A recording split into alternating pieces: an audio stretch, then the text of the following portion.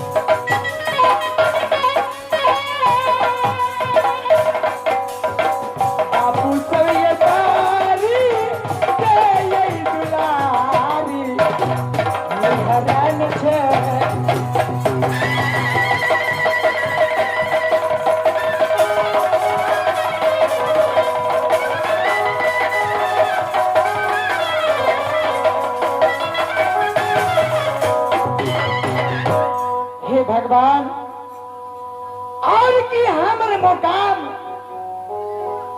आशुकीपुर नगर में पड़े। पिताश्री की नाम दुखी सिंह कलर पड़े। एक समय की बात, पिताश्री ने उस पाल के छेला जवान के लग और कहलक, बेटी तोर माँ दुनिया संसार में नहीं है, केवल तू छ बेटी, एगो बाप और एगो बेटी। एक हाथ में पिताजी की लाठी रहल और एक हाथ में बाटी। आज दुनिया संसार में पिताजी दुख दुख मांग के गुजर बसता के लग। कुछ दिन की बाद भगवान की महिमा घुड़ल, शादी भेल सुंदरपुर नगर में। हे भगवान, पिताजी आज बूढ़ा अवस्था में कौन जगह हाथ नहीं हाथ अठे तक मुलाकात नहीं। जरूरत से शादी के लग सुंदरपुर नगर में कहीं पिताजी नहीं यार। हे भगवान,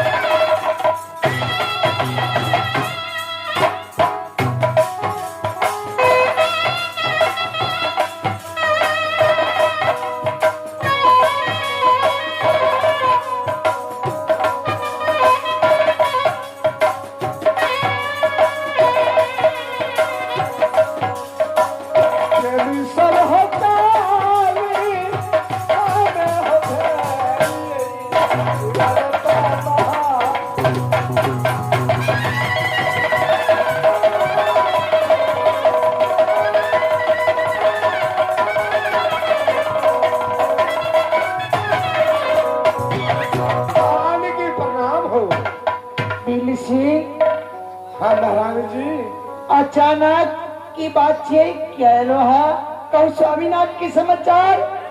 स्वामीनाथ को नहीं महारानी जी, राज की समाचार, महल की समाचार, दरबार की समाचार सब सुखमय है महारानी जी।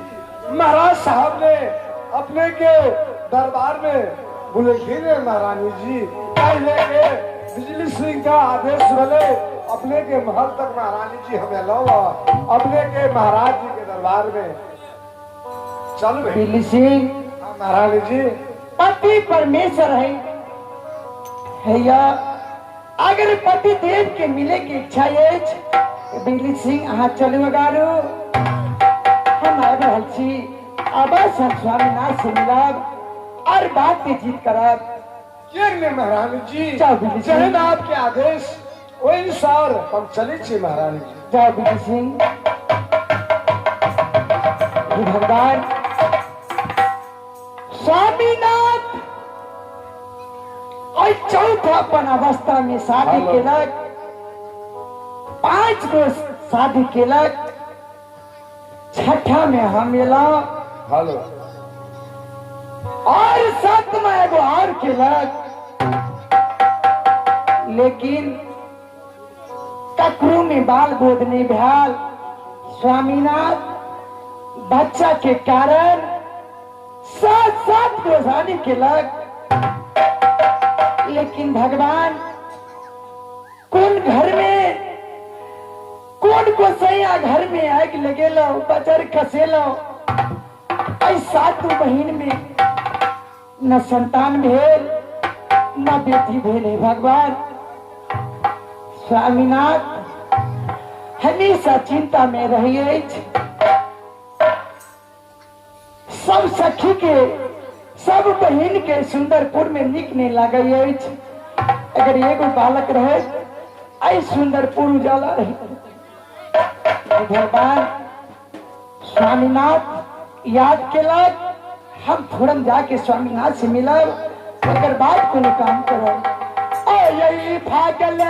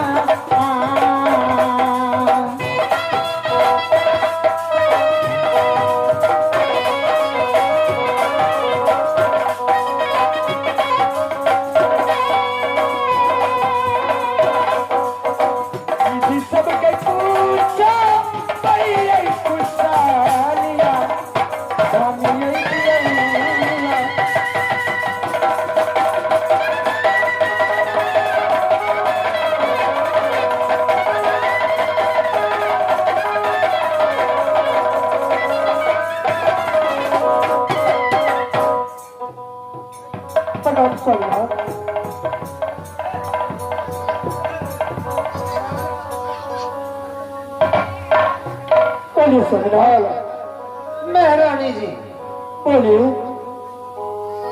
और बताइए क्या समाचार है यार सुंदर? स्वामीनाथ सुंदरपुर के समाचार तो बहुत अच्छे हैं। स्वामीनाथ क्या तो पता है सातों रानी में किसी को कोई पुत्र नहीं हुआ है। इस समाचार क्या अच्छा रहेगा सुंदरपुर की। स्वामीनाथ मैं जानू किसकी नजर लग गया सुंदरपुर में। स्वामीनाथ कैसे महारानी कहाँ है? स्वामीनाथ छोटी महारानी अपने महल में होगी। स्वामीनाथ मंत्री को तो भेजे थे बिजली सिंह जो बड़ी महारानी और छोटी महारानी को बुलाकर दोनों कर ले आओ। फिर बिजली सिंह रह गया कहाँ पीछे? महाराज महाराज की जय हो। जय हो जय हो। महाराज बिजली सिंह कहिए महाराज। आ गया तू? क्यों नहीं महाराज आप बड़ी महारानी तो आ गई, फिर छोटी महारानी का? महाराज बस कुछ मिनटों बाद ही आ गई है पर छोटी महारानी भी, क्योंकि महल से कपड़ा उपड़ा पहन रही थी इस करके वह थोड़ी सी विलम्ब होगी महाराज। अभी आते ही होंगे महाराज। अच्छा ठीक है, तब तक देखो जो कब तक आ रही महाराज।